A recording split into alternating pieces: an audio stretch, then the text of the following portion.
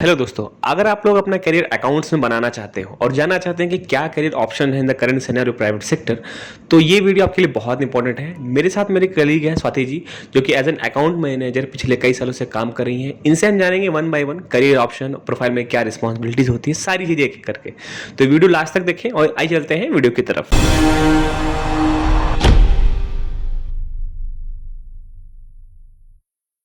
Hello everyone, मेरा नाम स्वाति है। मैं मथुरा से बिलोंग करती हूँ and currently I am working as an accounts manager. जैसे संदीप ने बताया, मैं पिछले 7 साल से as an accounts manager job कर रही हूँ एंड मैंने BCom plus as well as I am semi chartered accountant. Okay, तो सबसे पहले हम ये जानना चाहते हैं कि अकाउंट्स में आने के लिए कब बेहतर रहता है। 12th के बाद अगर कोई स्टार्ट करना चाहे करियर तो स्टार्ट कर सकता है, या अगर ग्रेजुएशन के बाद करना चाहे तो स्टार्ट कर सकता है। क्या ऑप्शंस होते हैं इसमें? अकाउंट्स में आने के लिए आपको बैचलर डिग्री करना कंपलसरी है, क्योंकि अच्छा। 12 के बाद ऐसा कोई ऑप्शन नहीं होता है। हाँ। आप खाली एक एज एन डेटा एंट्री करने वाले अपॉइंट हो सकते हो, और एज एन अकाउंट्स एग्जीक्यूटिव आपको बीकॉम करना ही पड़ेगा। ओके। हाँ जी, तो बीकॉम कर लें ग्रेजुएशन के लिए। बीकॉम कर लो आप ग्रेजुएशन के लिए, प्लस आप बीबीए भी कर सकते हैं। ओके। पर बीबीए जो होता है मेन एमबीए वालों के लिए होता है। ओके। और अगर आप बीकॉम कर लेते हैं, आपके पास बहुत ऑप्शन होते हैं, MCom as well as MBA. Okay. तो अगर हम बात करें कि किस तरह के सर्टिफिकेशन हम इसको अगर इन्हांस थोड़ा सा और बिल्डअप करना चाहें और अच्छा करियर देखना चाहें, तो बीकॉम के बाद ऐसे कौन से प्रोफेशनल सर्टिफिकेट या ऐसे कौन से होते हैं जिनको करके एक अच्छा करियर ऑप्शन और बन सकता है अकाउंट्स में? एज एन अगर आप हायर लेवल पे जाना चाहते हैं तो आप 12 के बाद सीधे चार्टर्ड अकाउंटेंसी कोर्स कर सकते हैं, कंपनी सेक्रेटरी कोर्स कर सकते हैं, cost and work accountant course में आप डायरेक्ट एंट्रेंस टेस्ट देके देन उसे स्टार्ट कर सकते हैं। अदरवाइज आप पहले बीकॉम करिए, देन एमकॉम या फिर एमबीए। ओके। ये आपके लिए ऑप्शंस होते हैं। और बाकी आपने सर्टिफिकेशन बताएं कि इस तरह के हम कुछ। सर, ये सर्टिफिकेशन ही होते हैं। अच्छा। अगर आप चार्टर्ड अकाउंटेंट बन जाते हैं तो आपको एक सर्टिफिकेट ही मिलता है, एज एन मेंबरशिप नंबर मिलता है। और इसी तरीके से company secretary and cost and work accountants वालों को सर्टिफिकेट एंड मेंबरशिप नंबर बहुत मिलता है इसको। अच्छा, तो जैसे कि बीकॉम वगैरह ये सब तो आसपास के जो कॉलेजेस होते हैं वहाँ से कर सकते हैं। इसका अगर प्रोसेस जानना चाहें, जो सीए चार्टर्ड अकाउंटेंट और जो सेक्रेटरी का, इसका एक प्रोसेस और कितना फीस हो आइडिया अगर बता सकें तो इसमें क्या क्या होता है, कैसे? आप 12 के बाद सीधे चार्टर्ड, मतलब इन सब का लेवल एग्जाम का जो पैटर्न होता है सेम होता है। सीए, सीएस एंड आईसीडब्ल्यूए, इनका पैटर्न सेम रहता है। इसमें सबसे पहले आपको एंट्रेंस टेस्ट देना पड़ता है। आफ्टर 12th आप दे सकते हो, आफ्टर बीकॉम ये आपका ऑप्शन है। और मैं रिकमेंड करूँगी कि अगर आपको इन कोर्सेज में जाना है तो आप 12 के बाद ही जाइए, क्योंकि ये लॉन्गर ड्यूरेशन के कोर्सेज होते हैं। ठीक है। तो आप सबसे पहले सीपीटी होता है, जो कि एंट्रेंस टेस्ट होता है। अगर आप वो क्लियर कर जाते हैं, देन इसके बाद इंटरमीडिएट लेवल में 2 ग्रुप्स होते हैं, जिसमें कि 8 पेपर्स होते हैं। 8 देन उसके बाद अगर आप वो क्लियर कर लेते हैं, देन आपको 3 इयर्स की आर्टिकलशिप करनी पड़ती है अंडर अ चार्टर्ड अकाउंटेंट। अगर आप सीए कर रहे हैं तो चार्टर्ड अकाउंटेंट के अंदर, कंपनी सेक्रेटरी कर रहे हैं तो कंपनी सेक्रेटरी के अंदर, और अगर आईसीडब्ल्यूए कर रहे हैं तो कॉस्ट एंड वर्क अकाउंटेंट के अंदर। देन उसके बाद आप एलिजिबल हो जाते हैं फाइनल के एग्ज़ाम देने के लिए। फाइनल एग्ज़ाम का भी पैटर्न सेम है, 2 ग्रुप्स हैं, वो दोनों आपको क्लियर करने होते हैं। एंड देन आपको अपनी मेंबरशिप नंबर आपको मिल जाता है इंस्टीट्यूट की तरफ। ओके, यानी आप सीए बन जाते हैं? हाँ जी, अच्छा। चार्टर्ड अकाउंटेंट और कंपनी सेक्रेटरी। इसका पैटर्न पर ये रहता है कि जैसे कि आपने और एग्ज़ाम देखे होंगे, आईआईटी या फिर मेडिकल का आप देखते हो, आप इनका एंट्रेंस टफ होता है। पर अगर उसके बाद अगर आपका किसी में बैक हो आ जाता है तो आपके बाकी के सब्जेक्ट्स पास होते हैं, खाली आपको उसी सब्जेक्ट का री एग्ज़ाम देना पड़ता है। पर in the case of chartered accountant, अगर आपका एक सब्जेक्ट में भी आप फेल हो गए एंड बाकी के सब्जेक्ट्स में आप पास हैं, आपको दोबारा से वो सारे पेपर्स देने पड़ेंगे। वो आपके काउंट नहीं होते हैं कि वो आपके पास्ट एग्जाम्स हैं। उसके लिए आपको उसमें एग्जाम्शन मिलती है, जिसके लिए आपको 60+ में मार्क्स चाहिए होते हैं, और वो भी वैलिड रहते हैं 4 अटेम्प्ट्स तक। ओके, तो ये तो सीए का एक प्रोसेस हो गया। सीएस एंड आईसीडब्ल्यूए बोथ, मतलब ये तीनों बोथ ऑफ 3। अच्छा। सेम है। अच्छा, तो अगर जैसे कोई सीएस की यानी इतने बड़े स्केल पे नहीं जाना चाहता है, तो और कई सारे लोग वैसे होते हैं कि ग्रेजुएशन कर लेते हैं, जैसे कि किसी ने बीए कर लिया, बीएससी कर लिया, फिर वो चाहते हैं कि हम अकाउंट्स में करना चाहते हैं, और साथ ही साथ मेरे कई सारे लोग जो जुड़े हुए हैं गांव क्षेत्र से, वो लोग टैली, उन लोगों का ये है कि टैली कर लें और इसमें हम अच्छा करियर बना लें। तो इसको थोड़ा सा डिस्क्राइब करें। जो लोग जैसे किसी अदर स्ट्रीम से करके आना चाहते हैं और सीए से इस लेवल पर नहीं जाना चाहते, उनके लिए क्या करियर ऑप्शंस हो सकते हैं? जैसे कि अगर आपने बीएससी करा है तो आप बीएससी के बाद आप एमकॉम नहीं कर सकते, ठीक है। आप एमबीए कर सकते हो, ठीक है। या फिर बीए करा है तो आप एमबीए कर सकते हो। ठीक है। पर एमकॉम करने के लिए आपको बीकॉम की डिग्री होना कंपलसरी है। ओके। आप बीकॉम के बाद आप एमकॉम भी कर सकते हैं एंड एमबीए भी कर ठीक सकते है। हैं। रही बात टैली की, टैली इम्पॉर्टेंट नहीं है, आप उसे एक एक्स्ट्रा बेनिफिट ले सकते हो अपनी क्वालिफिकेशंस में। अगर आप ग्रेजुएशन लेवल पे उसको साथ ही साथ सीख रहे हो, ये आपके लिए एडिशनल पॉइंट है। क्योंकि हमारे इंडिया में ज़्यादातर कंपनीज में टैली ही यूज़ होता है। करेक्ट। इसके अलावा और भी सॉफ्टवेयर है, नेविजन हो गया, एएक्स हो गया, जो कि हर एक कंपनी अपना कस्टमाइज सॉफ्टवेयर बनवाती है, तो वहाँ पे आपको अलग से ट्रेनिंग प्रोवाइड करी जाती है उसके लिए। पर अगर आप ये सोचे कि हमने टैली सीख लिया तो हमें जॉब मिल जाएगी सीधे, ये ऐसा कंपलसरी नहीं है।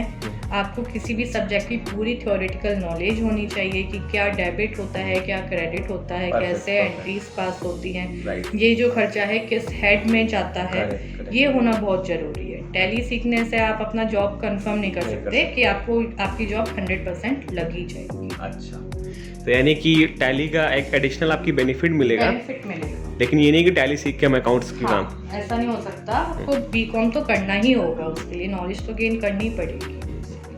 अच्छा, जो लोग किसी अदर स्ट्रीम से करते हैं और वो अगर एक एंट्री लेवल से स्टार्ट करें तो क्या इसमें कुछ सक्सेसफुल हो सकते हैं?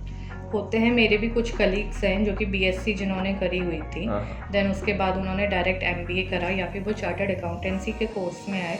थोड़ा सा उन लोगों के लिए टफ पड़ता है क्योंकि उन्हें बेसिक नॉलेज नहीं होती है जो हम 11th या 12th में पढ़ के आते हैं, जो कॉमर्स स्टूडेंट्स को होता है। अगर आप थोड़ी सी मेहनत करोगे तो आप उसे आराम से सक्सेस पा सकते हो उसकी। और बाकी अगर हम प्रैक्टिकली बात करें तो ये कि किसी भी डिपार्टमेंट में आप अगर 2 साल 10 साल काम करो तो धीरे धीरे आपको एक्सपीरियंस मिल ही जाता है, एक्सपीरियंस पर किसी तरह गेन कर लेते हैं। अच्छा, मैं अगर बात करूँ फीस आइडिया क्या होता है, कितना लग जाता होगा?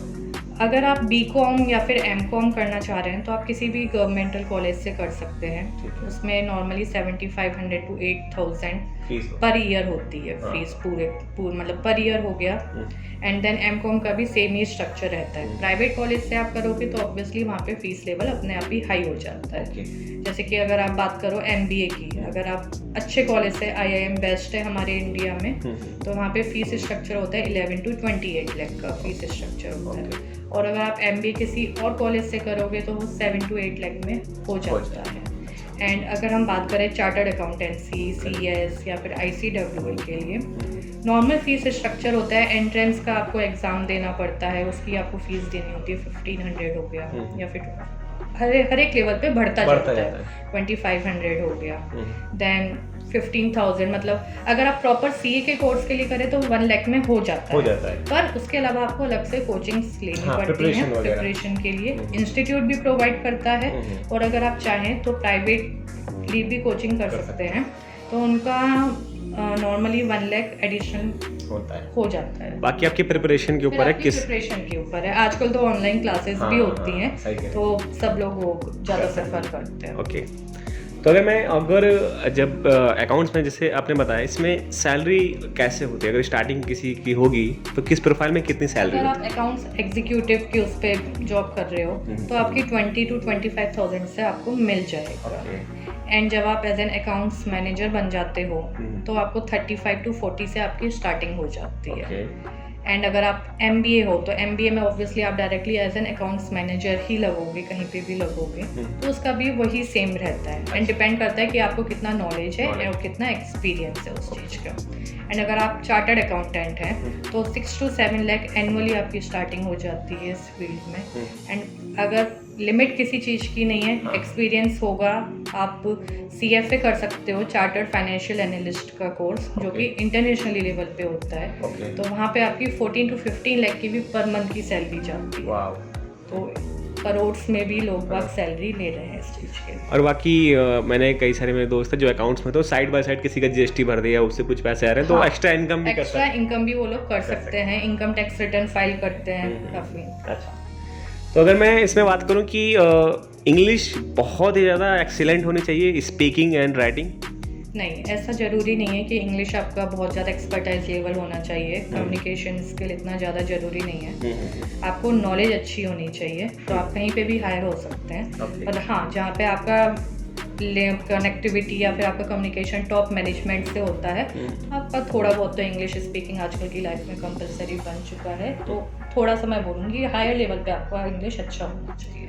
जॉब रिस्पॉन्सिबिलिटीज़ किस तरह की रहती है, यानी इतना मतलब नॉर्मल रहता है काम चलाओ, या रहती है जिम्मेदारी की, कैसा? इट डिपेंड करता है कि आप किस लेवल के उस पे हो। अच्छा। आपको कंपनी ने क्या रिस्पॉन्सिबिलिटी दे रखी है। अगर आप एज एन अकाउंट्स एग्जीक्यूटिव के हो, तो एज एन अकाउंट्स एग्जीक्यूटिव का काम होता है, टैली की बात करते हैं, आपको डेटा मैनेजमेंट की, सेल की एंट्री डालनी है, परचेज की एंट्री डालनी है, पर वो भी टाइमली होना चाहिए कि आपके पास टाइमली बिल आ जाए, आप उनकी एंट्री टाइम पे कर लो। फिर आप अब जैसे कि टैक्सेशन मैनेजर हो अपनी कंपनी के, आपको रिटर्न्स फाइल करनी है जीएसटी की, इनकम टैक्स की या फिर कंपनीज एक्ट की, इन सब की ड्यू डेट्स होती हैं। तो यहाँ पे आपको ध्यान रखना पड़ता है कि मुझे इतनी डेट तक सारा डेटा कलेक्ट करके टाइमली आपको रिटर्न फाइल करनी है, अदरवाइज कंपनी के ऊपर पेनल्टी एंड इंटरेस्ट बहुत होता है। तो हेडेक तो है इस वाले फील्ड में, क्योंकि accounts department as an backbone है। उसे पेरोल भी प्रॉपर टाइम पर प्रोसेस करना पड़ता है, सप्लायर्स को भी पेमेंट देना पड़ता है। सप्लायर्स उन्हें बार बार कॉल करके भी परेशान करते हैं कि हमें कब पेमेंट कर रहे हो, कब पेमेंट कर रहे हो। तो बर्डन तो है इस फील्ड में। तो अगर स्कोप की बात करें, जैसे कि जो मतलब मैं जानता हूँ या लोगों सुनता हूँ कि अकाउंट्स में जैसे कि एंट्री की बात आई, रिपीटेड वर्क थोड़ा सा रहता है कि हाँ एंट्री कर दी, तो आर्टिफिशियल इंटेलिजेंस आ रहा है। तो अगर मैं 10 सालों की बात करूँ, आने वाले 10 साल में क्या इसका स्कोप है, बढ़ेगा, बूम पे रहेगा या धीरे धीरे कम होगा? नहीं, अकाउंट्स डिपार्टमेंट हमेशा बूम पे ही रहेगा। इसका आर्टिफिशियल इंटेलिजेंस का अकाउंट्स डिपार्टमेंट पे कुछ इफेक्ट नहीं पड़ेगा, क्योंकि आप आर्टिफिशियल एआई में आप फीड नहीं कर सकते कि ये खर्चा कि वो पेपर में से पढ़ के बता दे कहाँ जाएगा और वो फीड कर देगा। नहीं हो सकता वो चीज़। तो ऑब्वियसली बूम है, बहुत ज़्यादा ही बूम होगा, क्योंकि अगर हम इंडिया की बात करें तो जीएसटी की रिटर्न्स हो गई, इनकम टैक्स की रिटर्न्स हो गई, इतने सारे टैक्सेशन में कंप्लायंसेस आ रहे हैं, तो बूम तो है ही है, मतलब डिमांड बढ़ती ही जा रही है हर एक की। तो बस यही सारे कुछ क्वेश्चन थे। लास्ट में बस मैं आपसे ये जानना चाहता हूँ कि अगर कोई कैंडिडेट जो भी 12th में है, प्रिपरेशन कर रहा है, और वो कैंडिडेट जो ग्रेजुएशन कर चुका हो, चाहे वो किसी अलग स्ट्रीम से ही उसने किया हो, आप क्या मैसेज देना चाहती हो अगर वो अकाउंट्स में आना चाहता है तो? अगर आपने बीएससी करी है या फिर बीए करा है, तो आप डायरेक्टली एमबीए का ऑप्शन ऑप्ट करें, क्योंकि आप एमकॉम नहीं कर सकते, मैंने पहले भी बताया था। या फिर आप हायर लेवल पे सीए वगैरह का कोर्स कर सकते हो, पर एक नॉर्मल लेवल पे मैं बता रही हूँ आप एमबीए जरूर करो, क्योंकि मास्टर डिग्री होना आजकल की लाइफ में कंपलसरी हो गई है कहीं ना कहीं। एंड जिन्होंने 12th से ही अपना कॉमर्स साइड लिया है, तो उनके पास तो ऑप्शन ही ऑप्शन है, वो किसी भी फील्ड में जा सकते हैं। और BCom, MCom, CA, CS, investment banker बन जाओ आप, एलएलबी कर लो, अनलिमिटेड कोर्सेज हैं अगर आप देखो, जैसा कि बता चुके हो, जैसे मैं बता चुकी हूँ।